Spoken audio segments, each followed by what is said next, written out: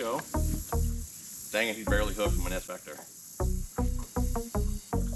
Oh, dang it.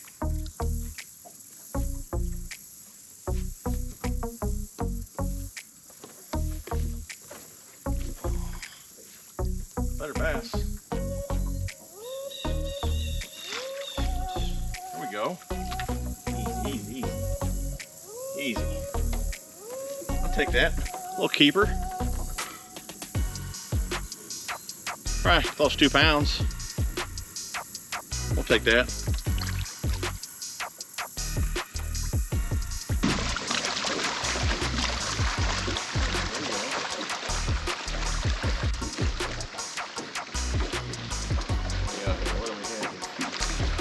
Back hook, dang.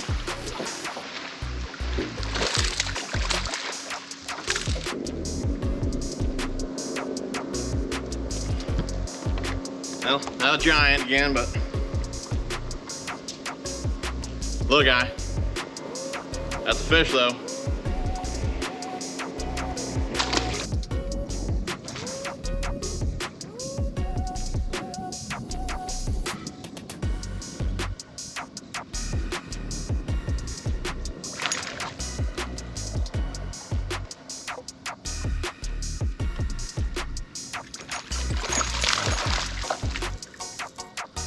Coming in the boat, boy. Oh, maybe you're not. Oh my gosh. Here we go. Here we go. I knew it.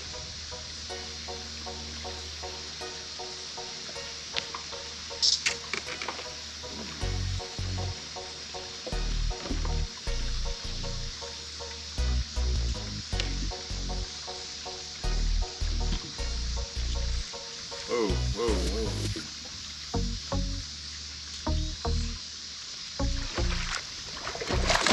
Yeah, boy. Yeah. I'll take that one. I knew it.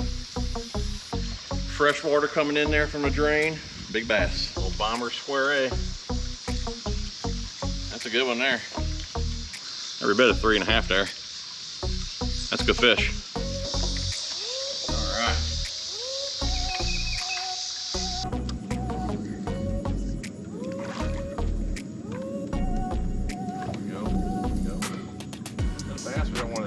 Yellows. Oh, that's bass. On top of the head. I'm just swinging you, dude. I'm swinging you. All right. There we go. You just crapped on my boat. And you got a big old gizzard or something in you.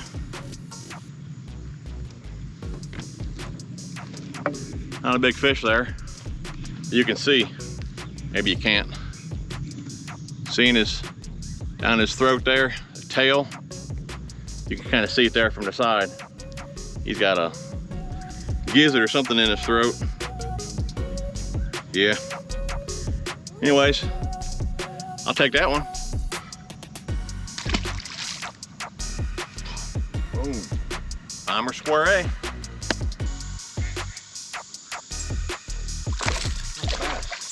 thought it was a fish. Either way, still felt hooked. Little bass. Real little bass.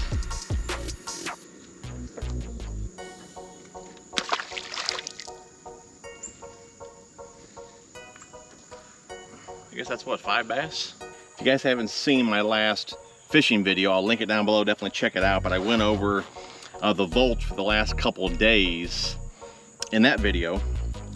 So definitely check that out. I don't remember what that number was. I'll pop it up on the screen here. That was after 10 hours of fishing. Then that video with my wife, that was another 6 hours. And then, let's see if that was on Monday. Then I went again on Friday. I did shoot some video and all that, but I think I only fished for like 3 hours. So total, there was 19 hours on these batteries. And I was sitting at 1313 for volts. Now today I have another 6 hours on these. So we're up to 25 hours on the first charge. So let's go ahead and check volts. So this will be about 25 hours. And guys, for the most part, you know, I troll pretty fast. And even this lake that I'm on right now, it's like an 800-acre lake. But I bet I only started the outboard up a couple times. I mean, I pretty much troll, which you guys can see here in the video. I pretty much troll everywhere. And I think I was going like a 3.2 mile per hour here just by 10 minutes ago. So we'll go ahead and see now where we're sitting. Let's see here on DC. I'm sure you guys won't be able to see this. I'll tell you what it is. But this is after 25 hours on these batteries after the first charge. Okay, we are at 13 even. 13 even. Let's go ahead and check this one as well.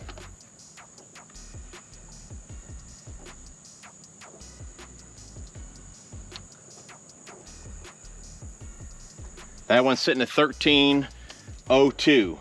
Kind of like last video. It wasn't another action-packed day, but you know what? It was a decent day of fishing.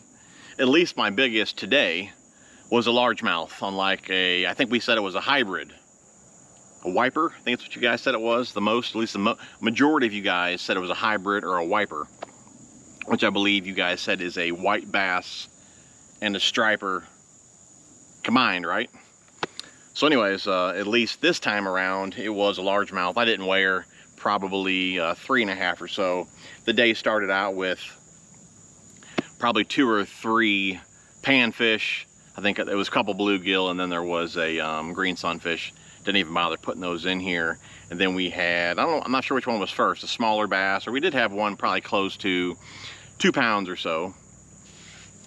And both of those were on, actually everything that I got in the boat was on the Bomber Square A. Go figure, right? You know what, but we're gonna talk about that here in a second, because I did try some other things today, so don't click off just yet. After those couple, I did have a decent fish. It was probably another 2-pounder or so on a spinnerbait. And I had a good amount of things out today that I was trying. What do we have out here?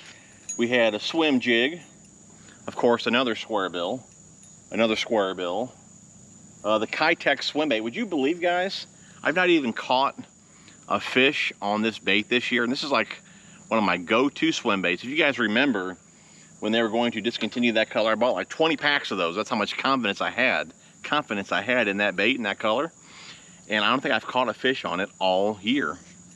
Anyways, then we had what's that blazing worm from Guggen, had that on as well. But of course, all the fish that I got in the boat did come on the Bomber Square A. But like I said, I was tossing this spinnerbait as well. This is the War Eagle, same one that I had on in the last fishing video that you guys seen, actually on this lake with my wife.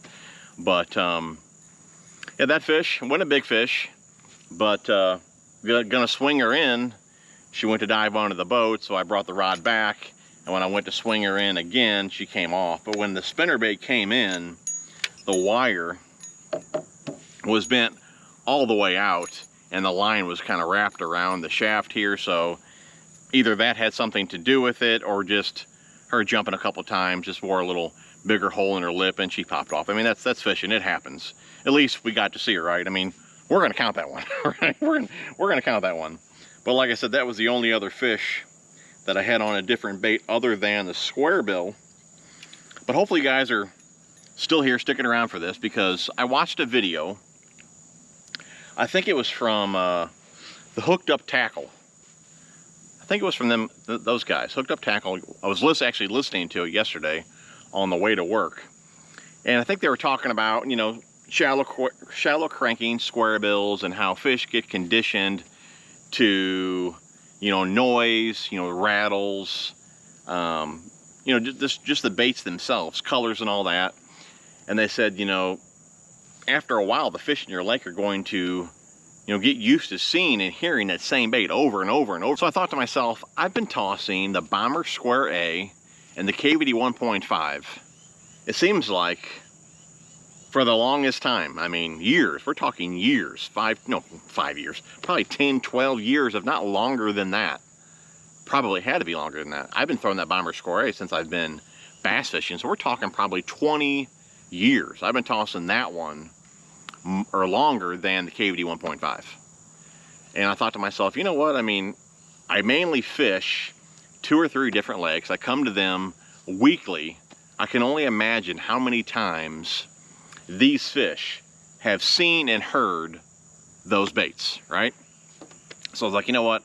I'm going to start out with something different. I mean, it's baits that I still cycle through, but I don't throw that often. It's like I try baits, I lose confidence in them, and I go back to my confidence. I mean, confidence in bass fishing is a huge deal.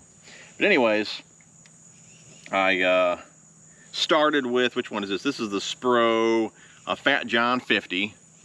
Started with that one. Then we moved on to, which one is this? The 6 Cents. Is this the Munch? Which one is this one? I don't know which one this one is. This one here is never really, I don't know about this one.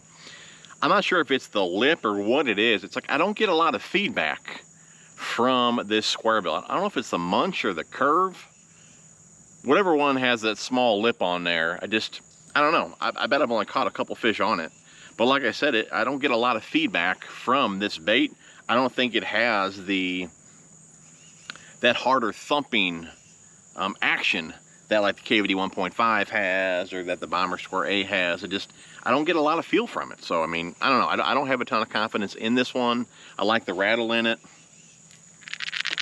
But like I said, I don't have a ton of confidence in it. The Bomber here, I did go through, or use this one as well today. This is a Square A. And I tell you what, to me, I think it's that rattle on this bait. Something about that rattle, that one knocker type rattle. Man, they love it, you know. Well, I guess they're not crazy about it because they're not biting like they used to. But like I said, there's something about this bait. So anyways, after watching that video, I was cycling through some different baits. So like I said, 6 Cents, a Spro. I did try a Bomber and the Red Craw. I also tried KVD 1.5 in a different color. This one here is the Chartreuse Sexy Shad. But it all came down to the Bomber Square A in Tennessee Shad. You know, I fished the others for a few hours, no bites. I'm like, man, I gotta get bit. I gotta go with my confidence. So my confidence is the Square A.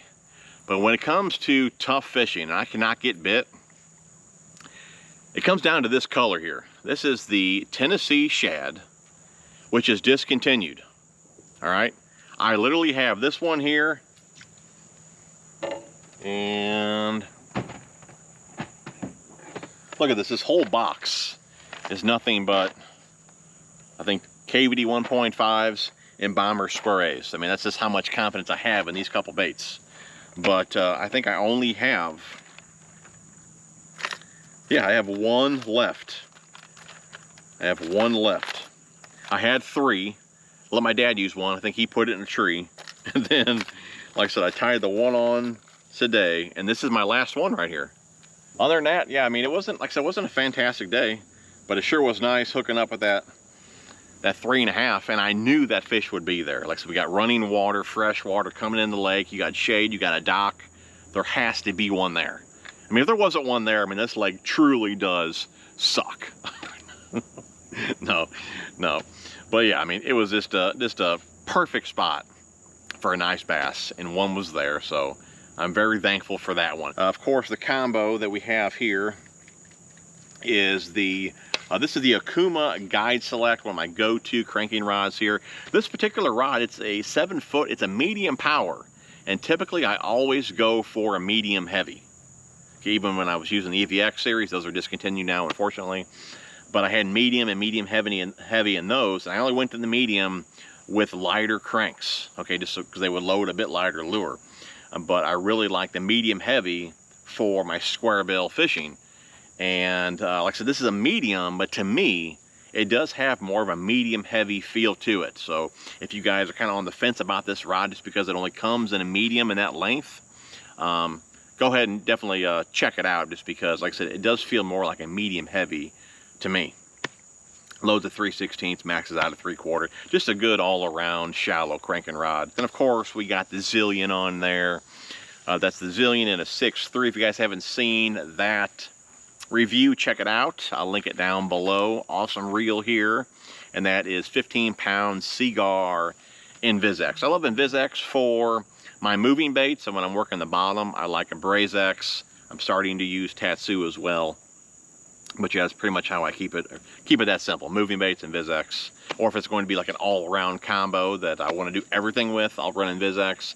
But if I have dedicated combos to work the bottom, then I like the InvisX there.